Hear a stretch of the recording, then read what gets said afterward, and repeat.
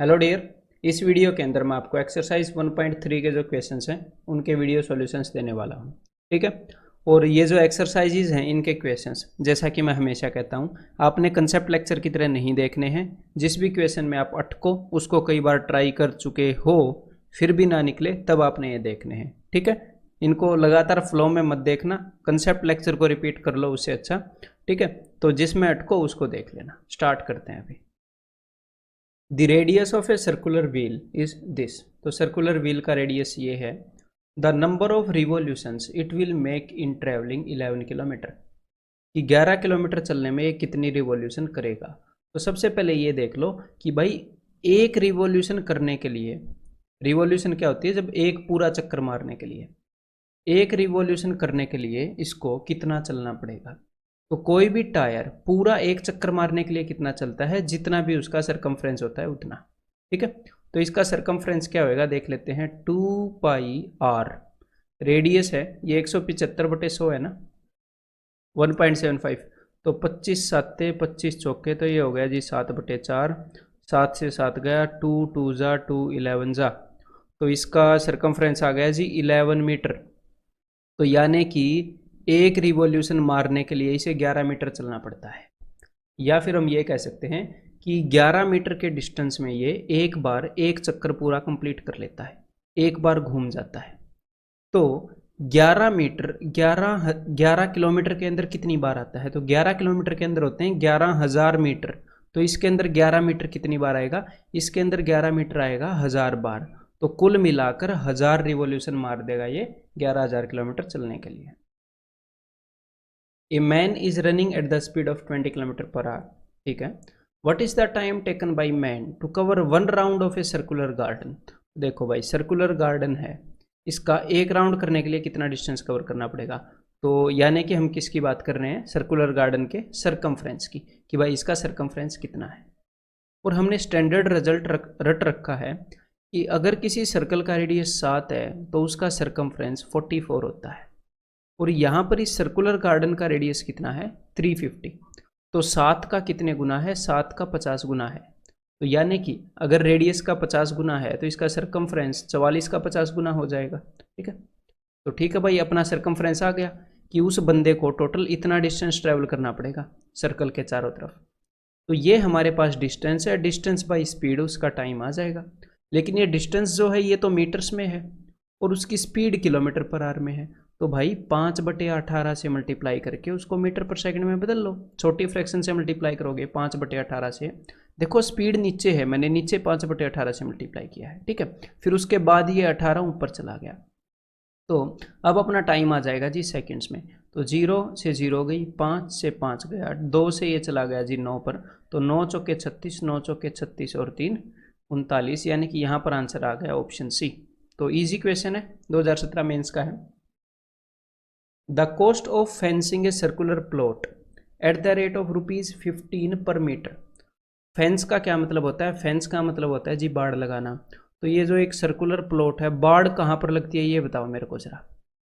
किसी भी फिगर के कोई भी खेत है उसमें बाड़ कहाँ पर लगती है, खेत के बीच में तो नहीं लगती ना, कि भाई बीच में बाड़ लगा दी, फिर फायदा क्या हुआ। बाड़ लगती है बाहर बाहर बाउंड्री पर, ताकि कोई अंदर घुस ना पाए। ठीक है, प्रोटेक्शन के लिए। तो यहाँ पर जो फेंसिंग हुई है वो इसके सरकमफ्रेंस पर हुई होगी। ठीक है, सरकमफ्रेंस पर इतनी दूरी पर फेंसिंग हुई होगी, ऐसे मतलब इतने डिस्टेंस पर। तो यहाँ पर एग्जामिनर ने बोला है कि भाई 1 मीटर फेंसिंग का 15 रुपया लगता है और 3300 रुपये लग गए टोटल। तो 3300 रुपये में टोटल कितने मीटर फेंसिंग हो गई होगी देख लेते हैं। 15 रुपये में 1 मीटर होती है, तो भाई 15 दूनी 30, 15 दूनी 30, टोटल 220 मीटर फेंसिंग होगी, 220 मीटर। ठीक है। यानी कि ये जो खेत है इसके चारों तरफ का डिस्टेंस जो है 220 मीटर है। ठीक है। तो इसका सरकमफ्रेंस 220 मीटर है। और हमें ये पता है जब रेडियस 7 होता है तो जब रेडियस 7/2 होता है तो सरकमफ्रेंस होता है 22। ठीक है, मेरे को 7/2 का भी याद है और 7 का भी याद है, सिंपल सी बात है। तो यहाँ पर सरकमफ्रेंस 22 का 10 गुना है, 22 का 10 गुना है ना, तो रेडियस कितना हो जाएगा इसका 7/2 का 10 गुना, तो यानी कि 35। तो हमें रेडियस वगैरह निकालने में, सर्कमफ्रेंस वगैरह निकालने में, एरिया निकालने में दिक्कत नहीं होती जब हम ये स्टैंडर्ड केस याद कर लेते हैं। तो ये अंडरस्टैंडिंग आपको डेवलप करनी ही पड़ेगी, मैंने आपको कंसेप्ट लेक्चर में बताई है। तो भाई इसका रेडियस हो गया 35 इस फील्ड का।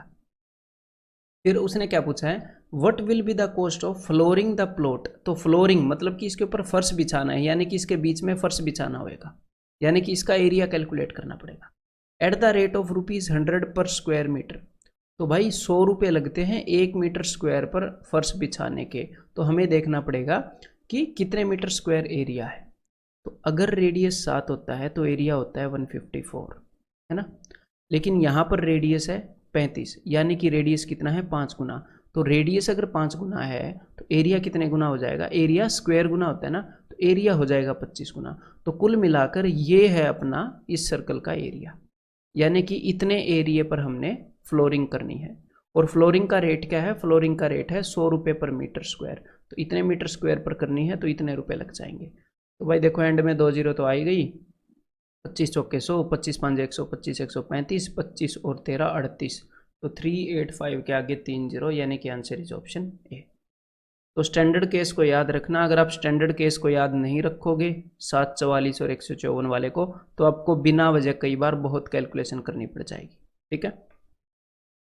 The circumference of 2 circles is 132 metres and 176 metres respectively. तो 2 सर्कल्स हैं जिनका सर्कमफ्रेंस 132 मीटर है और 176 है। तो इनको देखते ही मुझे उनका रेडियस पता लग गया। देखो अगर रेडियस 7 होता है तो सर्कमफ्रेंस 22 होता है। तो ये 22 का 7 नहीं सॉरी 7/2। तो ये 22 का कितने गुना है, ये 22 का 6 गुना है, 22 सिक्के। तो यहाँ पर रेडियस कितना होएगा इसका, 7/2 का 6 गुना, यानी कि 21। तो पहले वाले सर्कल का रेडियस है 21, देखते ही पता लग गया। यहाँ पर अब आप देखो ये 22 का कितने गुना है, 22 8 176। तो सर्कमफ्रेंस 22 होता है तो रेडियस होता है 7/2। तो 22 का 8 गुना है तो रेडियस क्या होएगा 28। ठीक है। तो दोनों का रेडियस इनकी शक्ल देखते ही पता लग गया, अगर हमें स्टैंडर्ड केस याद है तो। What is the difference between the area of the larger circle and the smaller circle. तो एरिया क्या होता है सर्कल का, वो होता है जी πr²। ठीक है। तो पाई यहाँ पर हम डायरेक्टली भी इनका एरिया निकाल सकते हैं, लेकिन जब भी 2 सर्कल्स का एरिया निकालना हो डायरेक्टली मत निकालो, ऐसे निकालो πr² माइनस π21²। ये चीज़ आप मेंटली सोच सकते हो। पाई मैंने ले लिया कॉमन बाहर, अंदर क्या बचेगा, अंदर बचेगा 28 का स्क्वायर माइनस 21 का स्क्वायर। और इसको आप देख सकते हो ऐसे a² माइनस b², और इसको हम लिख सकते हैं ऐसे। ठीक है, a plus B into A minus B, ये आइडेंटिटी है। तो इसको आप लिख दो 28 प्लस 21, 28 प्लस 21 कितना होता है 49। तो मैंने लिख दिया 49 इंटू 28 और 21 का डिफरेंस कितना होता है 7। तो देखो कितना ईजी हो गया, 7 से 7 गया तो यहाँ पर आंसर क्या आ जाएगा 22 इंटू 49, यानी कि 871078। तो ये अपना आंसर हो गया जी ऑप्शन सी।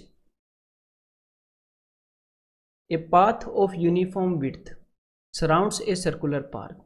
ठीक है, हमारे पास एक सर्कुलर पार्क है और इसके चारों तरफ एक पाथ है यूनिफॉर्म विड्थ का। The difference of the internal and external circumference of this circular path is 132 metre. Internal circumference क्या होगा, ये जो रास्ता है ये इसका अंदर वाला सर्कमफ्रेंस है। ठीक है। और एक्सटर्नल सर्कमफ्रेंस क्या होगा, ये इसका एक्सटर्नल सर्कमफ्रेंस है। ठीक है। इन दोनों के बीच में जो डिफरेंस है वो है 132 मीटर का। तो देखो ध्यान से, जो अंदर वाला सर्कमफ्रेंस होएगा वो अंदर वाले छोटे सर्कल का होएगा, तो छोटे सर्कल का रेडियस मैंने r मान लिया। और जो बाहर वाला सर्कमफ्रेंस होएगा वो बड़े सर्कल का होएगा सर्कमफ्रेंस, तो उसका रेडियस मैंने बड़ा r मान लिया।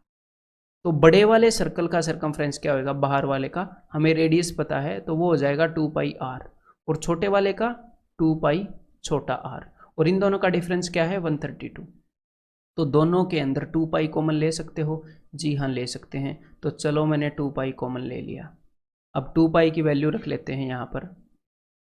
तो देखो 22 छिक्के 132, 2 3 6, तो r माइनस r की वैल्यू आ गई 21। और इन्होंने क्या पूछा है, इन्होंने पूछा है इट्स विड्थ इज, कि इसकी विड्थ कितनी है, इसकी चौड़ाई कितनी है। तो इसकी चौड़ाई कितनी है, बड़े r में से छोटा r घटाएंगे उतनी ही चौड़ाई है ना।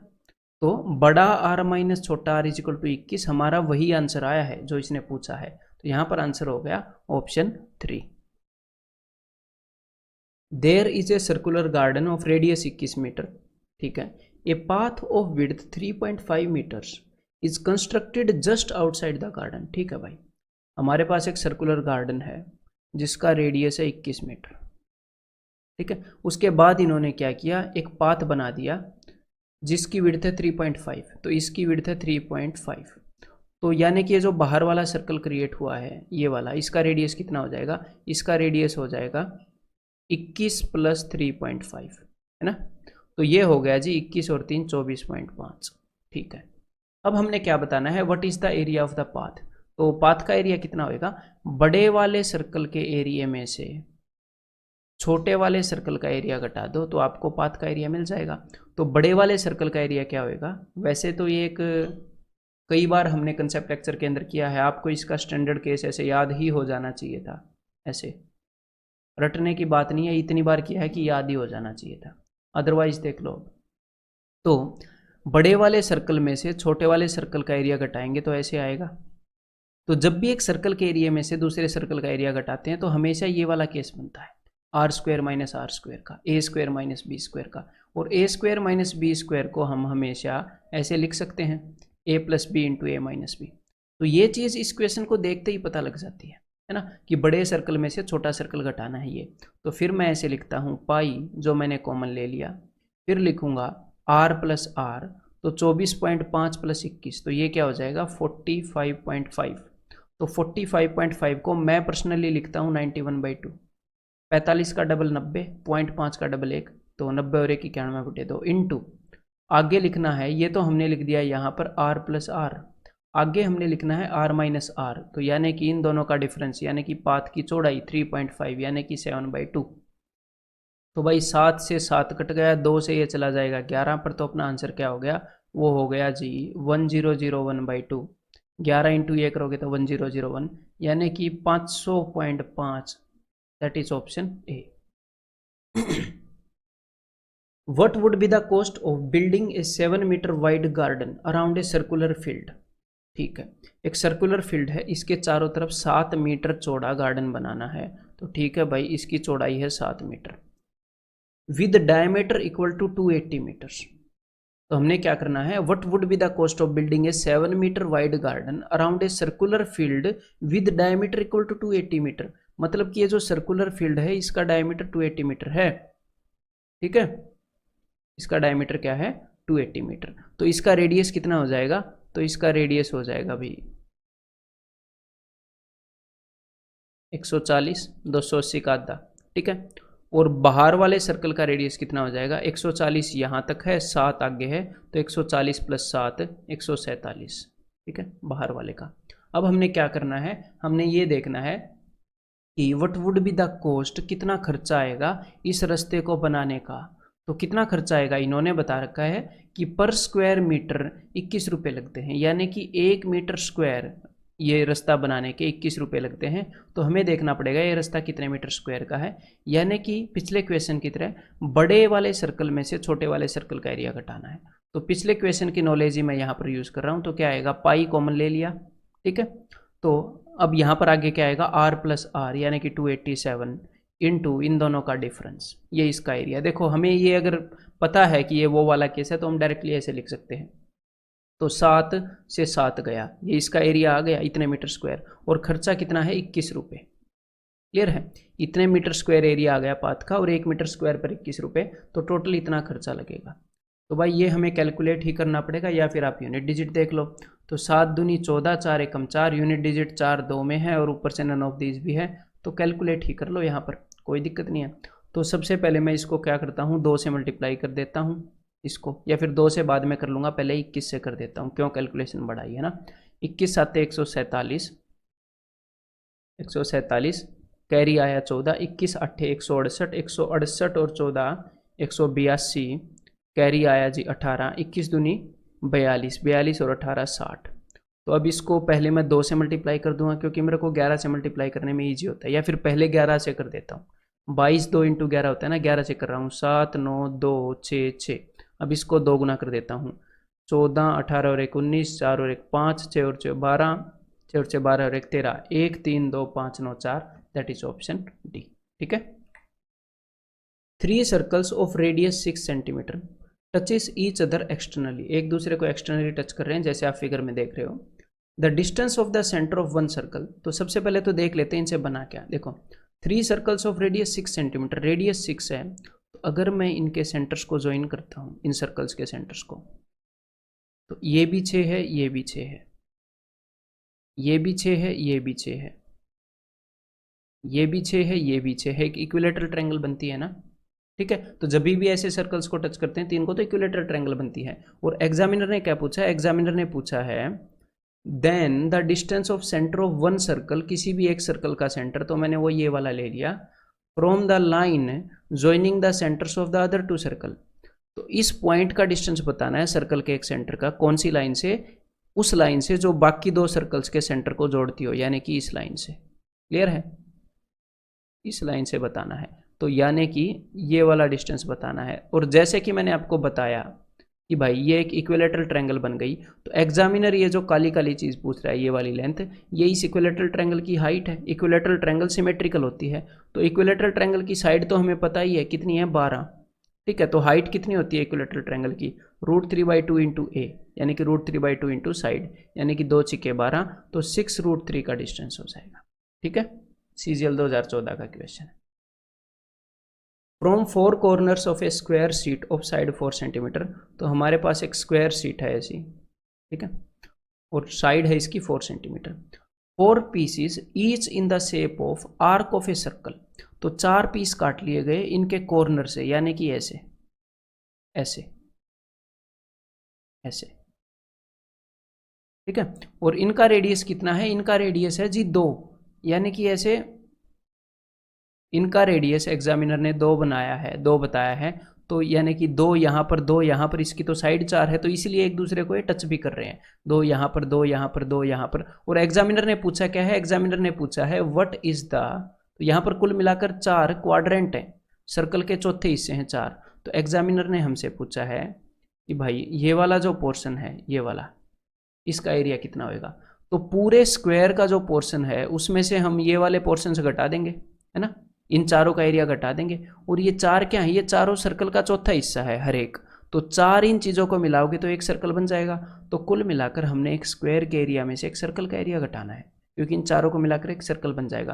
तो इसमें कौन सी बड़ी बात है भाई, कैलकुलेशन भी नहीं होंगी इसमें। तो स्क्वायर की साइड है 4, तो एरिया हो गया 16, माइनस इस सर्कल का रेडियस है जी 2, तो एरिया कितना हो गया πr², मतलब कि पाई इंटू 2 का स्क्वायर 4, तो 16 - 4 पाई, ये रहा। देखते ही बता सकते हैं अगर इस चीज़ को समझ गए तो। ABCD is a square inscribed in a circle of radius r। ठीक है भाई, एक सर्कल है रेडियस r का, और ABCD इसके अंदर इंस्क्राइब्ड एक स्क्वायर है। वैसे इस क्वेश्चन के अंदर हमें डायग्राम बनाने की ज़रूरत नहीं है, इसीलिए मैंने यहाँ पर एनिमेशन से डायग्राम नहीं बनाया, क्योंकि इसको आपको वैसे करना चाहिए। दिमाग में इतना सोच सकते हो, इतना दिमाग दिया है भगवान ने कि भाई सर्कल के अंदर स्क्वायर का डायग्राम हम इमेजिन कर पाएँ। ठीक है, कि भाई सर्कल के अंदर एक स्क्वायर आप देख पा रहे हो ना। और एग्जामिनर ने क्या पूछा है, then the total area of the portions of the circle lying outside the square, कि भाई जो सर्कल के ये जो पोर्शंस हैं जो स्क्वायर से बाहर हैं, इनका एरिया बताना है। तो कुल मिलाकर सर्कल के एरिया में से स्क्वायर का एरिया घटाना है। और यहाँ पर इसने बताया क्या है, रेडियस r है, तो देखो सर्कल का रेडियस r है, तो सर्कल का एरिया क्या हो जाएगा πr² माइनस, और अगर सर्कल का रेडियस r है तो सर्कल का डायमीटर कितना हो जाएगा, डायमीटर हो जाएगा जी 2r पूरा। और ये जो डायमीटर 2r है ये स्क्वायर के लिए क्या बन गया है, स्क्वायर के लिए बन गया है डायगोनल, और स्क्वायर का एरिया क्या होता है, हाफ इंटू डायगोनल का स्क्वायर, तो यहाँ पर हो जाएगा हाफ इंटू 2r का स्क्वायर, यानी कि 4r²। तो भाई 2 2 जा, तो ये हो जाएगा πr² माइनस 2r², तो r² कॉमन ले लेंगे, पाई -2 बच जाएगा। तो यहाँ पर अपना आंसर आ गया ऑप्शन डी।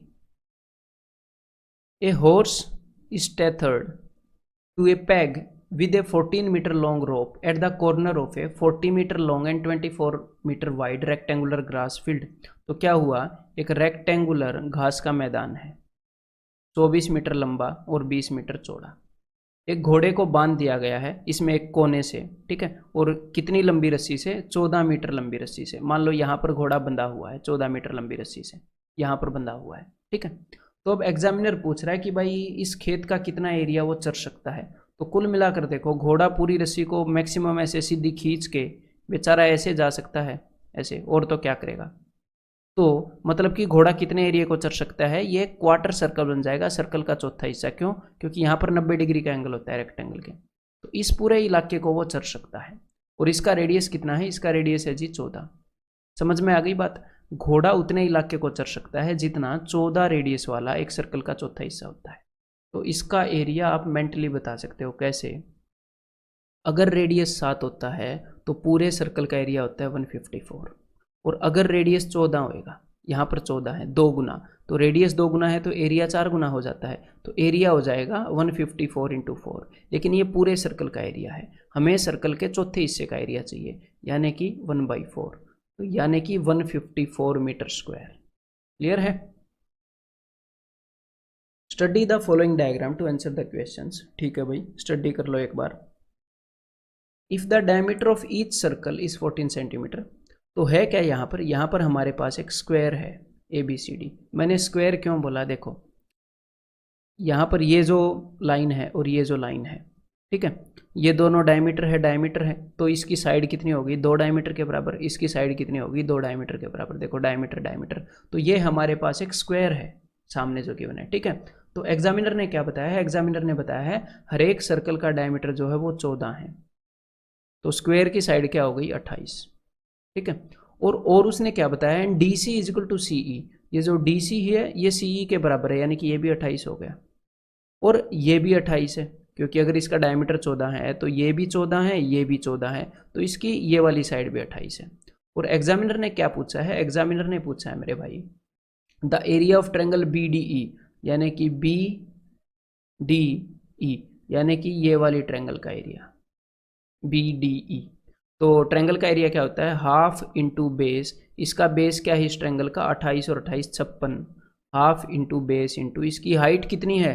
तो ये वाली साइड कितनी होगी? इसके सामने वाली 28 है, तो इसकी हाइट जो है वो भी 28 होगी, तो 28। तो 2 से ये 28 पर कटेगा, तो 28 का स्क्वायर भाई आपको याद होना चाहिए 784। तो यहाँ पर आंसर हो जाएगा ऑप्शन A। ठीक है, वही डायग्राम है, बस एक और क्वेश्चन है उसी डायग्राम के ऊपर based. The area of the shaded region of the square ABCD। तो भाई शेडेड रीजन का एरिया क्या होगा? जस्ट स्क्वायर के एरिया में से इन चारों सर्कल का एरिया घटा दो। तो स्क्वायर की साइड 28 है, हमें पता है, तो स्क्वायर का एरिया हो गया 28 का स्क्वायर 784, और 4 सर्कल्स का एरिया घटाना है। तो सर्कल का रेडियस कितना है? सर्कल का रेडियस है मेरे भाई 7। इसका डायमीटर 14 है, उसने डायमीटर 14 बताया था। तो अगर सर्कल का रेडियस 7 है तो एरिया 154 होता है, हमें तो ये याद ही है। और ऐसे ऐसे कितने सर्कल है? ऐसे ऐसे 4 हैं, तो इंटू 4, बस ये आ गया आंसर। तो 15 चौके 60, 15 चौके 60 यानी कि 600, 4 चौके 16, 16, तो 616 हो गया यहाँ पर। तो भाई 784 माइनस 616, तो 14 में से 6 गए 8, 7 में से 1 गए 6, 7 में से 6 गए 1, 168 इसका आंसर हो जाएगा। इन the figure ABCD is a square of side 14 centimetre. तो भाई ABCD बड़े वाला ये जो है ये एक स्क्वायर है और इसकी साइड है 14। E and F are mid point of side AB। ये मिड पॉइंट है, ठीक है भाई। अगर ये मिड पॉइंट हुए तो इससे क्या हुआ? इससे ये वाला जो डिस्टेंस है ये 7 बन गया और ये एक रेक्टेंगल बन गई, ठीक है। और EPF is a semi circle, और EPF एक सेमी सर्कल है, ठीक है भाई। तो इसका रेडियस क्या है? इसका रेडियस 7 है। हुज डायमीटर इज EF, इसका डायमीटर EF है। LMNO is a square, LMNO एक स्क्वायर है, ठीक है।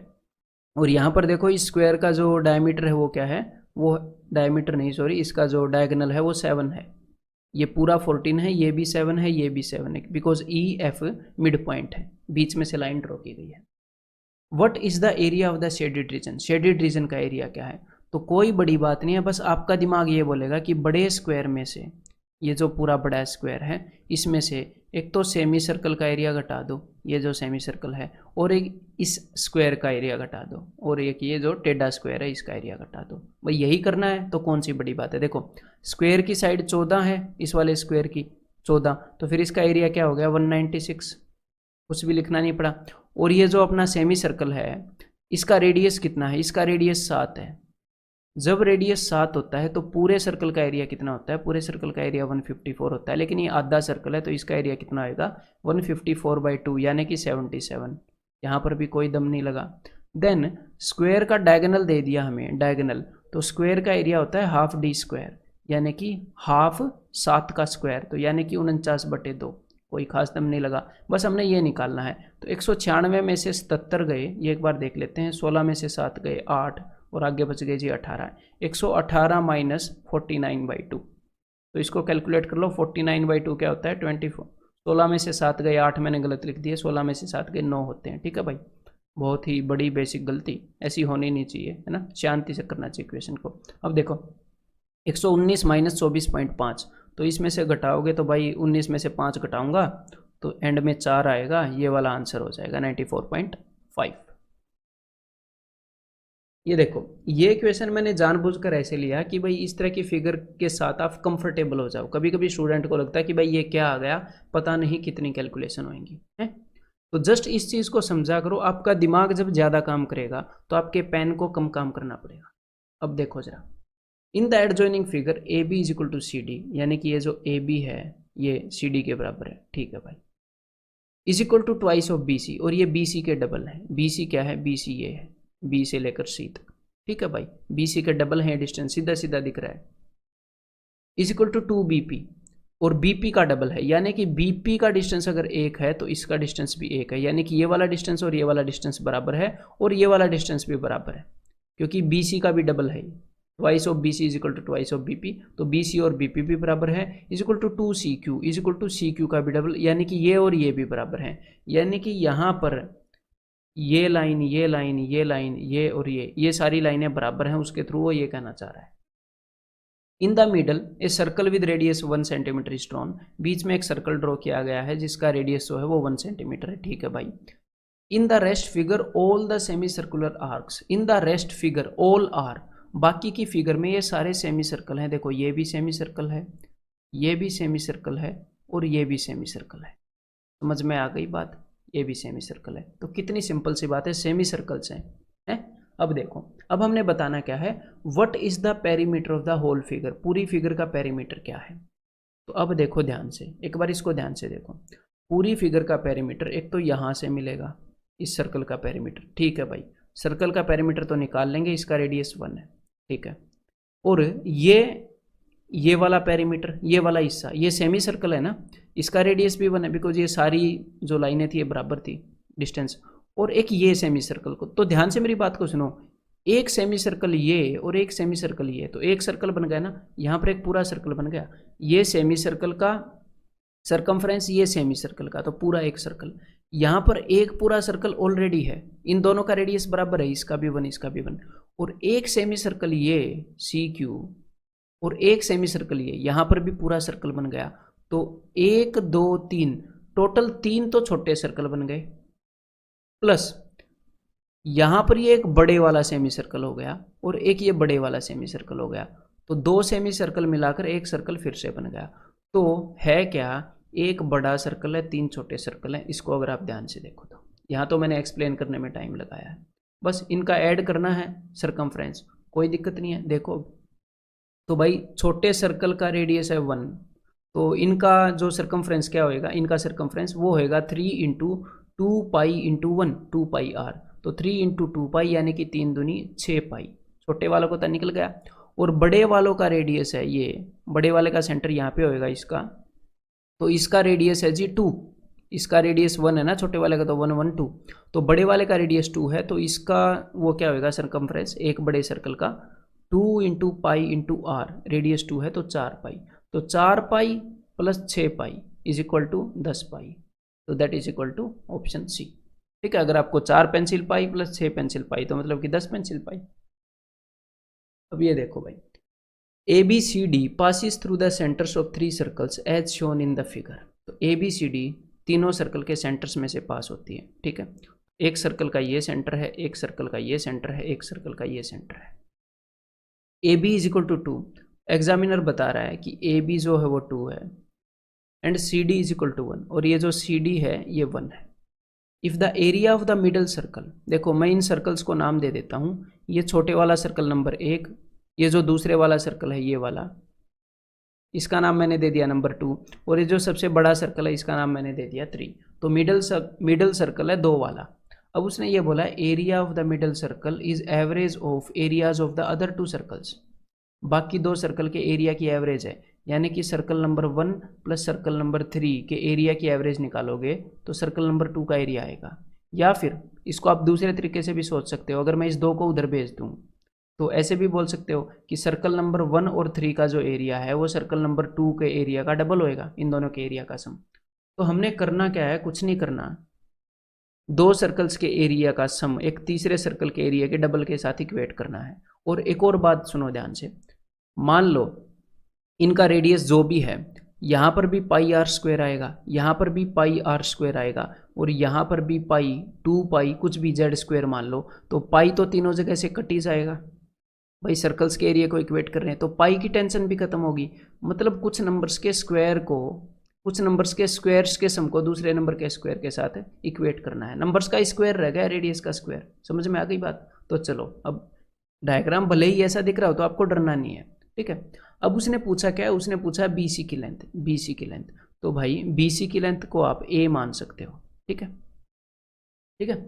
तो BC की लेंथ को जब आपने A माना तो ध्यान से एक बात सुनो, जो सर्कल नंबर 2 है इसका डायमीटर क्या हो जाएगा, सर्कल नंबर 2 का, सर्कल नंबर 2 का डायमीटर हो जाएगा ये 2 + A, 2 + A। तो इसका रेडियस क्या हो जाएगा 2 + A/2, तो ये क्या हो जाएगा 1 + A/2। तो A/2 आ रहा है ना, खाम खा कैलकुलेशन बढ़ रही है, तो इसीलिए क्या करना है 2A मान लेना, ठीक है, 2A मान लेना। तो चलो भाई अब स्टार्ट करते हैं। तो देखो सर्कल नंबर 1 का जो रेडियस है, सर्कल नंबर 1 का रेडियस है जी 1, बिकॉज ए बी 2 है, तो यहाँ पर मैं लिखूंगा 1 का स्क्वायर, क्योंकि पाई आर स्क्वायर लिखना था, पाई इंटू रेडियस का स्क्वायर, पाई दोनों तरफ से कट चुकी है तो सिर्फ 1 का स्क्वायर आ गया। सर्कल नंबर 3 का डायमीटर कितना है, एक बार ये देखो, सर्कल नंबर 3 का डायमीटर ये पूरा, तो ये वाली लाइन है 2, ये वाली लाइन है 2A और ये वाली लाइन है 1, तो 2 और 1 3, 3 + 2A इसका हाफ, तो 3 + 2A का हाफ क्या हो गया 3/2 + 2A/2, यानी कि 3/2 + A।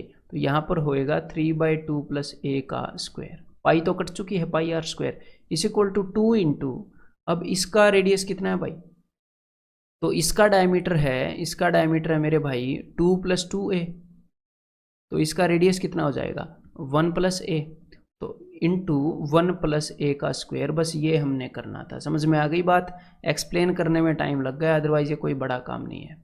अब देखो 1 square, it implies that 1 square plus 9/4 plus A square, A + B का होल स्क्वायर वाला फॉर्मूला लगा रहा हूँ, plus 3A is equal to twice of A square plus 2 + 4A। अब देखो एक A स्क्वायर से एक A स्क्वायर कट गया, यहाँ पर एक A स्क्वायर बच गया, मतलब कि क्वाड्रेटिक सोल्व करवाएगा एग्जामिनर, और 3A से एक 3A कट गए तो यहाँ पर सिर्फ एक A रह गया। और 9/4 क्या होता है, 9/4 होता है 4 दूनी 8, 2 1/4, तो इस 2 से एक 2 कट गया, ये राइट हैंड साइड पर है ना, क्लियर है। तो यानी कि क्या हुआ A square plus A minus 5/4 is equal to 0। तो भाई क्वाड्रेटिक सोल्व करवाएगा एग्जामिनर, ऐसी बात नहीं है। तो अब हम क्या करेंगे, पूरी क्वाड्रेटिक इक्वेशन को दोनों साइड 4 से मल्टीप्लाई कर देंगे, तो 4A square plus 4A minus 5 is equal to 0। तो अब आप क्या करोगे, वही श्रीधराचार्य का अपना फॉर्मूला लगा लेंगे, कैसे, -b plus minus √b square. मैं वैसे क्यों नहीं कर रहा, बिकॉज इसके आप ये देख लो ऑप्शंस देख के ही मैं पता चल रहा है कि इसके रूट्स जो हैं इस इक्वेशन के जो सॉल्यूशंस आएंगे वो इरेशनल है, तो वैसे नहीं करोगे, ठीक है। अदरवाइज वैसे भी इनको करने का तरीका तो होता है, वो भी मैं आपको बता दूंगा। अभी देखो पहले ये लगा लेते हैं, वही बताऊंगा फिर। अपॉन 2A, तो एक बार ये लगाते हैं भाई, -b यानी कि -4 प्लस माइनस, और एक चीज़ आप यहाँ पर ध्यान रखना, यहाँ पर दोनों माइनस नहीं हो सकते कभी भी, ये भी माइनस ये भी माइनस, क्योंकि हम किसी चीज़ की लंबाई निकाल रहे हैं तो वो नेगेटिव में नहीं होगी, तो ये प्लस ही होएगा और ये सेकंड वाला बड़ा होएगा। b स्क्वायर, b मतलब कि 4 का स्क्वायर 16 स्क्वायर माइनस 4AC, तो -4 × 4 × -5, तो माइनस माइनस प्लस, तो 4 चौके 16 5 80, 80 और 16 96 डिवाइडेड बाई 2A यानी कि 8, ठीक है। तो 96, 16 चिकम 96 होता है, 16 से बाहर आ जाएगा 4 होता है ना, 16 का स्क्वायर रूट 4 रूट से। और एक और बात, ये जो वैल्यू आ रही है ये ए की वैल्यू आ रही है, हमने निकालनी है 2a की वैल्यू, तो इंटू 2 कर लेना। ठीक है, ये गड़बड़ कर देते हैं कई बार स्टूडेंट, जब 2a मानते हो तो वो भी ध्यान में रखना। तो 2 चौके 8। ठीक है, अब इस 4 से दोनों 4 कैंसिल आउट हो जाएंगे, -1, ये 4 भी गया, तो ये अपना आंसर आ गया जी √6 - 1, यानी कि ऑप्शन ए। ठीक है, या फिर मैंने आपको क्या बताया था, ये भी लगाने की जरूरत नहीं है, ऐसी बात नहीं है कि लगानी जरूरी है, जहां पर भी रेशनल रूट आ रही है वैसे भी कर सकते हो। कैसे, देखो जरा, ये तरीका भी बता ही देता हूँ। 4a² + 4a - 5 = 0। हमें ये पता है, मैंने आपको एक चीज़ बताई थी, इक्वेशन चैप्टर के अंदर बता रखी है कि ये जितने भी इरेशनल रूट्स हैं ना, जितने भी इरेशनल रूट्स हैं वो हमेशा कंजुगेट्स में अपीयर होते हैं, जैसे कि a + √b और a - √b, हमेशा ऐसे होंगे, हमेशा ऐसे। ठीक है, मतलब माइनस साइन के साथ। तो इस चीज़ का फ़ायदा उठाता हूँ मैं, किस चीज़ का फ़ायदा उठाता हूँ, देखो यहाँ पर हमें ये पता है कि दोनों रूट्स का सम क्या होएगा, दोनों रूट्स का सम हो जाएगा मेरे भाई -4/4, -4/4। क्लियर है, इससे डिवाइड करते हैं तो वो हो जाएगा -1। और प्रोडक्ट कितना हो जाएगा, प्रोडक्ट हो जाएगा -5/4। तो यहाँ पर ये कॉम्प्लिकेटेड हो गया एक्चुअल प्रोडक्ट और सम देख के। तो मैंने आपको इक्वेशंस के अंदर एक और चीज़ बताई थी कि जब भी यहाँ पर कोई एक्स्ट्रा नंबर आए तो उस केस में क्या करो, पहले उस केस में क्या करो, सम सिर्फ ये वाला कंसीडर कर लो, उससे डिवाइड मत करो। तो सम हो गया -4, और दोनों रूट्स का प्रोडक्ट आप मान लो 4 × 5 यानी कि -20। ठीक है, प्रोडक्ट ये मान लो। अब देखो हमने करना क्या है, हमें रूट्स निकालनी है, हमें पता है कि ये हमसे सोल्व नहीं हो रहा, रूट्स इस फॉर्म में है। तो रूट्स होंगी a + √b, a - √b। तो इन दोनों रूट्स का जब आप सम करते हो तो क्या आता है 2a, इससे ये कट जाता है, ये बात मुझे भी पता है कि इससे कट जाएगा। तो यानी कि आपको पहले वाला पोर्शन मिल जाएगा, किससे, फिर से सुनो ध्यान से, जब हम दोनों रूट्स का सम करेंगे तो a का डबल आएगा। तो यहां पर जब ये दोनों रूट्स का सम किया गया है तो क्या है, -2 और -2, ये जो पहले वाला पोर्शन है ना ये -2 है, इस पहले वाले पोर्शन का डबल आता है जब दोनों का हम सम करते हैं, तो a का डबल आया ना, तो पहले वाला पोर्शन आपको पता लग गया। अब हम अंडर रूट वाला पोर्शन ढूंढते हैं। तो चलो भाई, हमें एटलीस्ट ये पता लग गया कि -2 आगे प्लस अंडर रूट और माइनस अंडर रूट, कुछ ऐसा होएगा। ठीक है, अब देखो इन दोनों का प्रोडक्ट कितना होता है, इन दोनों का प्रोडक्ट होता है a + b और a - b है, a + b a - b, तो a² - b² होएगा, तो a² - b, यानी कि इन दोनों चीज़ों का स्क्वायर होता है। इसको आप ऐसे मान लिया करो √a, यानी कि ये क्या होएगा अंडर रूट, या फिर ऐसे ही मान लो यार, छोड़ो कंफ्यूज हो जाओगे नहीं तो, a² - b, यानी कि इसका स्क्वायर और इसके स्क्वायर का डिफरेंस, इन दोनों का जो प्रोडक्ट होता है वो क्या होता है, इन दोनों के स्क्वायर का डिफरेंस, यानी कि इसका स्क्वायर और इसके स्क्वायर का जो डिफरेंस है वो -20 आएगा। ठीक है, तो -2 का स्क्वायर, -2 का स्क्वायर क्या आएगा 4, और आगे जो भी मामला पड़ा है उसका स्क्वायर, उन दोनों का डिफरेंस यानी कि माइनस आगे जो भी मामला पड़ा है उसका स्क्वायर, वो क्या आना चाहिए, वो आना चाहिए -20। तो 4 में से क्या घटाऊं कि -20 आए, तो 4 में से क्या घटाओगे, 4 में से घटाओगे 24, 4 में से 24 घटाओगे तो -20 आएगा। यहाँ पर मेरे को एक्सप्लेन करने में ये काफ़ी लेंथी लग रहा है, क्योंकि मैं आदी हो चुका हूँ इस कंसेप्ट का, मैं जल्दी कर लेता हूँ, आपको थोड़ा सा इसमें दिमाग लगाना पड़ेगा। ठीक है, अदरवाइज उसी वे से कर लो, वो ज़्यादा लेंथी नहीं है। ठीक है, तो ये वाला पोर्शन आ गया जी 24। ठीक है, तो यहाँ पर देखो उसी तरीके से मैंने ये वाली रूट्स भी निकाल ली, आप भी निकाल सकते हो। तो ये दोनों रूट्स क्या आ गई, ये दोनों रूट्स आ गई -2 + √24। तो √24 क्या होता है, 4 × 24, 4 × 24 होता है, तो 4 का 2 बाहर आ गया, अंदर बच गया ये, और ये आ गया -2 - 2√6। तो एक और बात मैंने आपको बतानी है, एक और बात क्या बतानी है कि बाद में हम 4 से डिवाइड भी करते हैं, ये एक्चुअल में ये रूट्स आ जाएंगे इस इक्वेशन के, इस इक्वेशन के एक्चुअल में ये रूट्स आ जाएंगे, लेकिन हमने इस इक्वेशन के रूट्स नहीं निकालने थे, ये तो a की वैल्यू आएगी, हमें 2a की वैल्यू निकालनी थी, तो 2 से भी मल्टीप्लाई करना पड़ेगा, और ये माइनस वाला तो इग्नोर कर ही दो। ठीक है, तो यहाँ पर इस 2 से इसको काटोगे तो 2, तो देखो ऊपर क्या आ गया काट के, √6 - 1 आ गया ना, वही वाला। ठीक है, तो ये अगर भाई आप ऐसे नहीं सोचते हो तो ये थोड़ा सा कॉम्प्लिकेटेड हो सकता है, मैंने जितने लंबे तरीके से बताया था ये उतना लंबा है नहीं, अगर हम ठीक से समझ के करते हैं तो। अदरवाइज -b वाला जो फॉर्मूला है वो आप लगा सकते हो। The area of the largest triangle that can be inscribed in a semi circle. तो देखो हमारे पास एक सेमी सर्कल है और एक triangle, the area of the largest triangle जो इस सेमी सर्कल के अंदर आ सकती है। तो देखो जरा ध्यान से, वो लार्जेस्ट ट्रायंगल क्या होगी।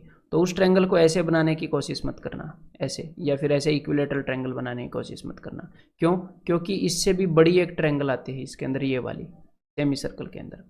अब सेमी सर्कल के अंदर तो कई सारी राइट एंगल ट्रायंगल बनती हैं, तो कौन से वाली सबसे बड़ी होगी? तो यहाँ पर भी आपके दिमाग ने कुछ बोला होगा, यहाँ पर कौन से वाली सबसे बड़ी है, कौन से वाली सबसे छोटी है। तो जब भी ये ट्रायंगल ऐसे ऐसे नीचे चली जाएगी ऐसे, तो वो छोटी हो जाएगी। देखो कितनी छोटी होगी, ये ऊपर वाली कितनी बड़ी है। तो यानी कि देखो सिमेट्री के कारण जब ये ट्रायंगल एग्जैक्टली बीच में बनेगी ना, एग्जैक्टली बीच में ऐसे मिलेगी, तो सबसे बड़ी होएगी। एग्जैक्टली बीच का क्या मतलब है? एग्जैक्टली सेंटर के ऊपर, तो ये सबसे बड़ी होएगी और ये राइट एंगल ट्रायंगल होएगी। ये तो हमें पता ही है सेमी सर्कल के अंदर। तो इसका एरिया बताना है, तो देखो भाई ये डिस्टेंस है r, ये डिस्टेंस क्या है r, ठीक है। और ये जो हाइट है ये क्या है? ये हाइट भी है r, इस सेमी सर्कल का रेडियस, ठीक है। तो हमें बेस की लेंथ पता लग गई, बेस कितना है 2r। इस ट्रायंगल का बेस क्या है 2r, तो इसका एरिया बताना है। तो half into base into height, यानी कि r², यानी कि आंसर क्या हो जाएगा? Option A. समझ में आ गई बात? इजी है अगर ये सीधा स्ट्राइक करता है तो। In a quadrant of a circle, in a quadrant, एक सर्कल का क्वाड्रेंट है, उसके अंदर क्या है? ये circle of maximum possible area is given. तो मैक्सिमम पॉसिबल एरिया का सर्कल गिवन है, यानी कि चारों तरफ से साइडों को टच कर रहा है। और तो क्या? If the radius of the circumscribing quadrant भी r, और इस क्वाड्रेंट का जो रेडियस है वो r है, ठीक है भाई। Then what is the area of the inscribed circle. तो इंस्क्राइब्ड सर्कल का एरिया क्या है? तो मेरे भाई सर्कल कहाँ पर फंसा है? सर्कल फंसा है कोने में। जब भी सर्कल कोने में फंसता है, मैंने क्या बताया था, या तो सिमिलरिटी या फिर क्या करोगे, ये वाला एंगल निकालना होता है। तो देखो यहाँ पर ये वाला एंगल कितना है? 90। तो अगर मैं इन पॉइंट्स को मिला दूँ तो ये वाला एंगल कितना हो जाएगा? 45। और इसको यहाँ पर मिला दूँ तो ये 90 डिग्री पर इसको टच करेगा, टेंजेंट को, ठीक है। तो ये भी 45, तो स्पेशल ट्रायंगल बन गई ना 45-45 वाली। तो यानी कि अब ये जो अंदर वाला सर्कल है ना, जिसका हमने एरिया निकालना है, उसका रेडियस मैंने r मान लिया, ठीक है। उसका रेडियस मैंने r मान लिया, यानी कि साइड OC अगर r है तो DC भी r होएगी, 45 और 45 के सामने, और 90 के सामने वाली क्या होएगी? √2r। और हमने पता है करना क्या होता है, हमें किसी न किसी तरह इस छोटे वाले सर्कल का रेडियस और बड़े वाले सर्कल के रेडियस को किसी न किसी तरह रिलेशन बनानी होती है।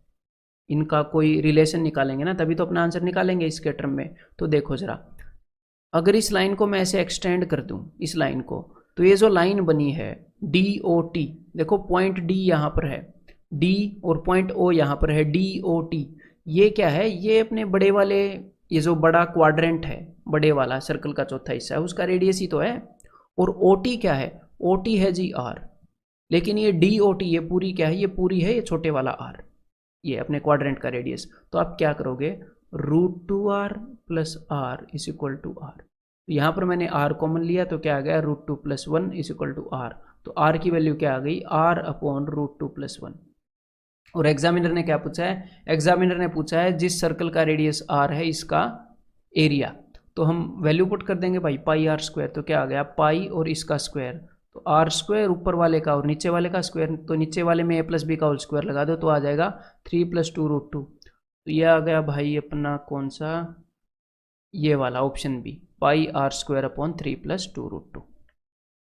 ये देखो जरा,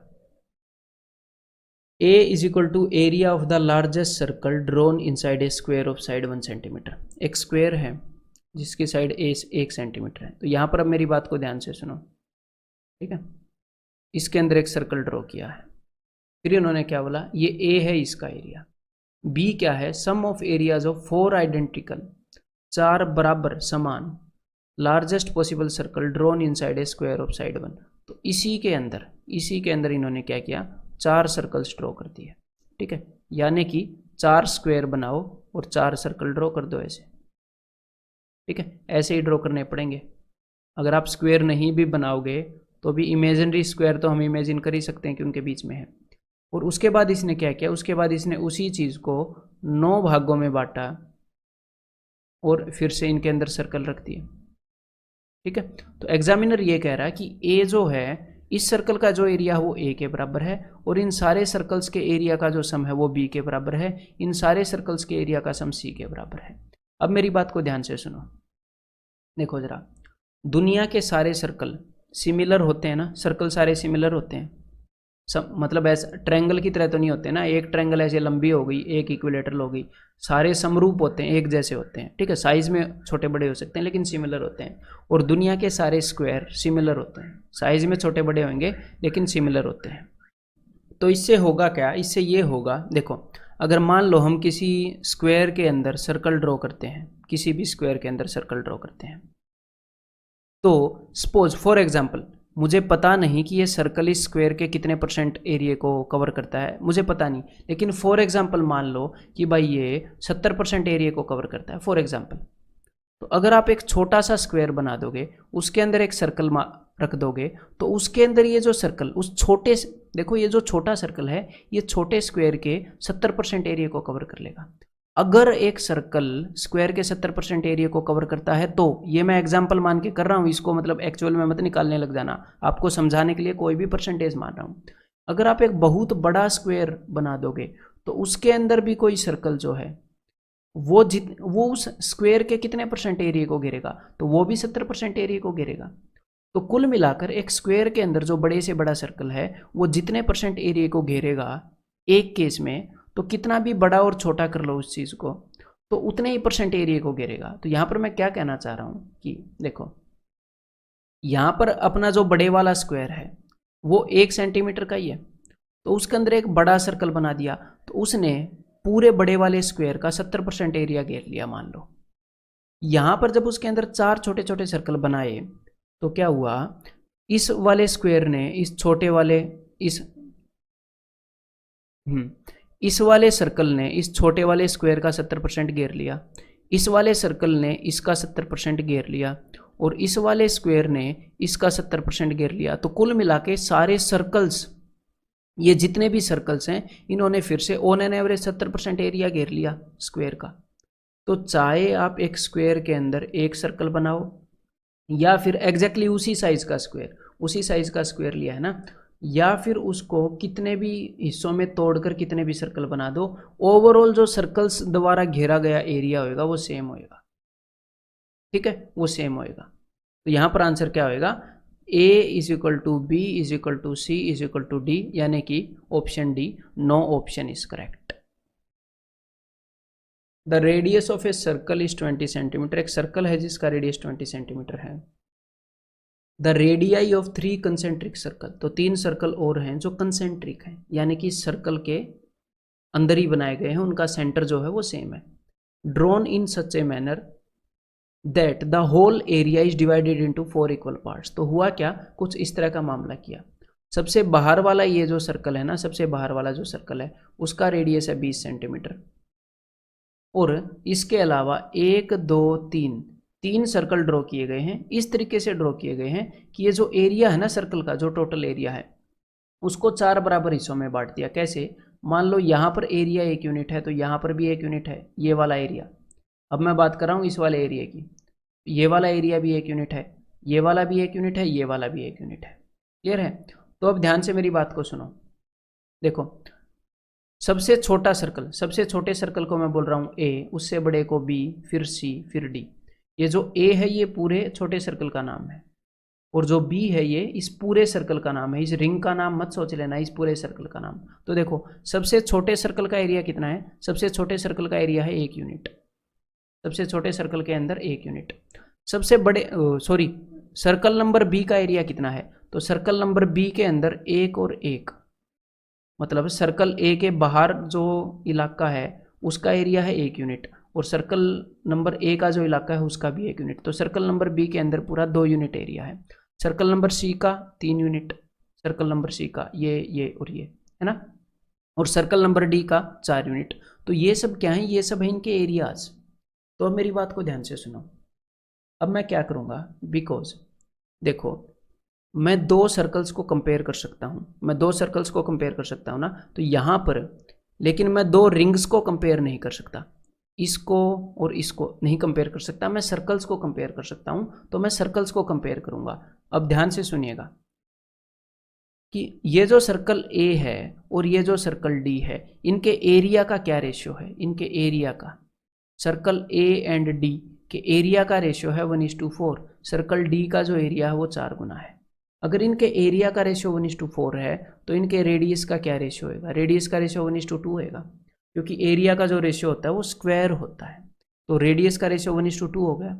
यानी कि सर्कल डी, यहाँ पर सर्कल डी है, यहाँ पर सर्कल ए है, सर्कल डी का जो रेडियस है वो 20 है, तो सर्कल ए का रेडियस 10 होगा।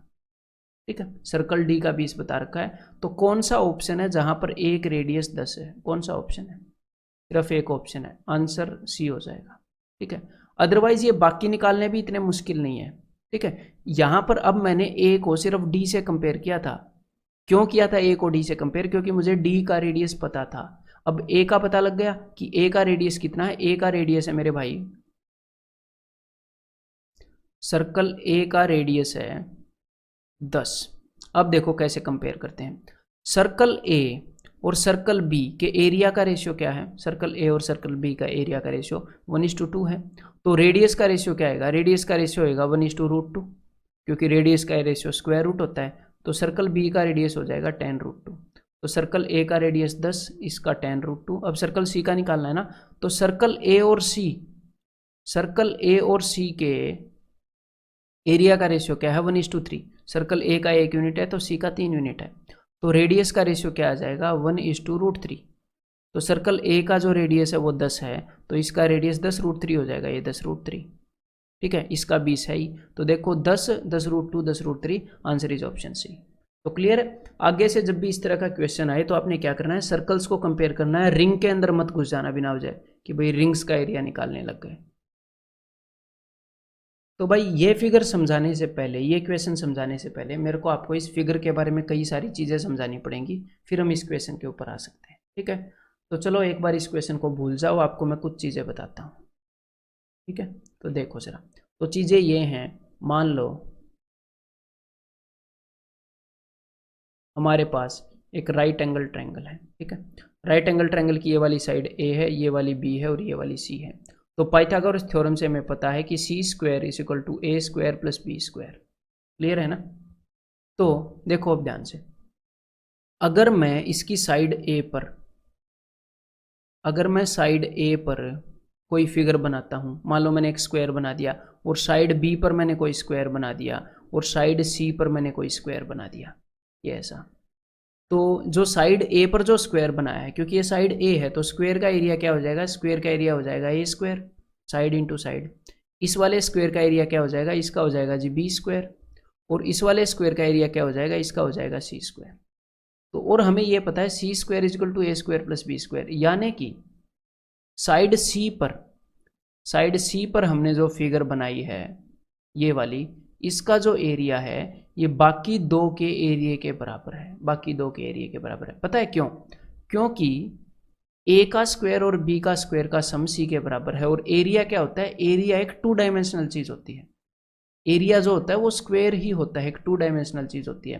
तो जब भी राइट एंगल ट्रायंगल आप बनाओगे, जब भी राइट एंगल ट्रायंगल, तो जो बेस है और जो ये परपेंडिकुलर है, इनके ऊपर अगर आप कोई भी सिमेट्रिकल फिगर बना लो, कोई भी, ठीक है, चाहे बेशक से आप एक पेंटागन बना दो, ऐसे बेशक से आप एक ऐसे पेंटागन बना दो सबके ऊपर, तो यहाँ पर जो फिगर बनेगी, यहाँ पर जो फिगर बनेगी, उन दोनों के एरिया का सम इस वाली फिगर के एरिया के बराबर होगा, इन दोनों के एरिया का जोड़ इस वाली फिगर के बराबर होगा। क्यों, क्योंकि पाइथागोरस थ्योरम के कारण। क्लियर है मेरे भाई। यहाँ पर हम कैसी भी चीज़ बना सकते हैं, पेंटागन बना दिया, एक इक्विलेटर, लेकिन हमें एक सिमेट्रिकल फिगर बनानी पड़ेगी, एक भाई इक्विलेटरल ट्रायंगल बना दी। ठीक है, तो यहाँ पर एग्जामिनर ने क्या किया, यहाँ पर एग्जामिनर ने सेमी सर्कल्स बना दिए, इसके ऊपर, इसके ऊपर और इसके ऊपर।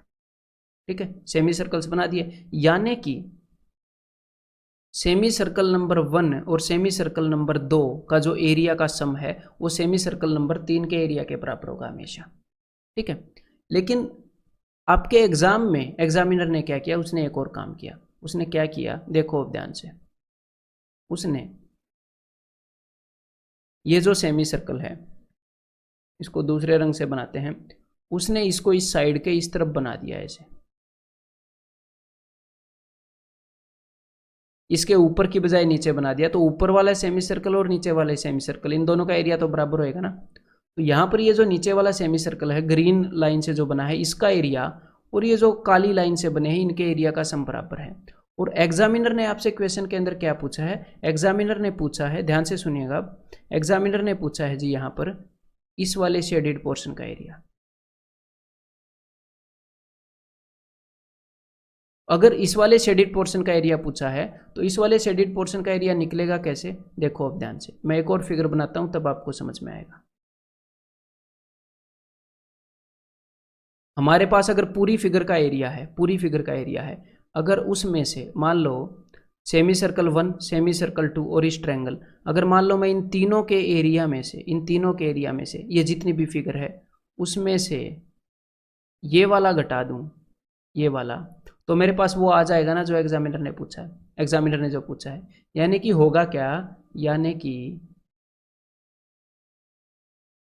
इस पूरी फिगर में से हमें ये सेमी सर्कल का एरिया घटाना पड़ेगा।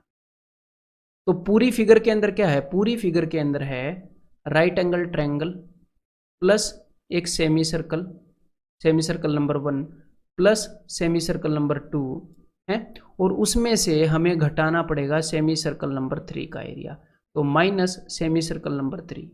लेकिन हमें एक बात पता है कि सेमी सर्कल नंबर 1 और 2 के एरिया का जो सम है वो सेमी सर्कल नंबर 3 के एरिया के बराबर है। ठीक है, ये बात हमें पता है। यानी कि अगर आप इसमें से ये वाला घटाओगे तो इन दो से ये कैंसिल हो जाएगा, तो यहाँ पर जो भी एरिया बचेगा वो इस ट्रायंगल के एरिया के बराबर बचेगा, ट्रायंगल के एरिया के बराबर।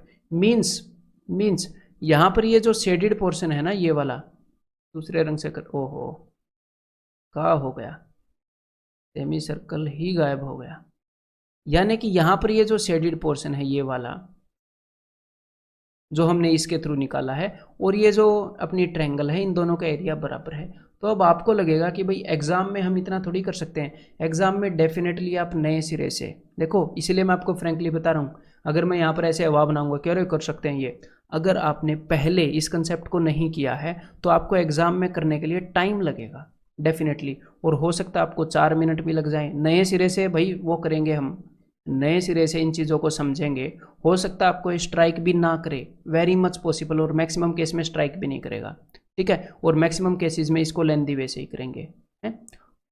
तो लेकिन अब आगे से क्या होएगा, आगे से ये एक स्टैंडर्ड फिगर बन गई आपके लिए। तो अब आपको ये पता लग गया कि इस केस में ये जो शेडेड रीजन का एरिया है ना ये ट्रायंगल के इक्वल है, या फिर एटलीस्ट इतना तो आपको याद रहेगा ही कि राइट एंगल ट्रायंगल पर यहाँ पर और यहाँ पर जो फिगर बनाएंगे उन दोनों फिगर्स के एरिया का सम इस वाली फिगर के बराबर होएगा। समझ गए, तो एटलीस्ट इतना आपको याद रहेगा। तो चलिए अब क्वेश्चन करते हैं। तो अब देखो, तो यहाँ पर हमें इस शेडेड पोर्शन का एरिया निकालना है।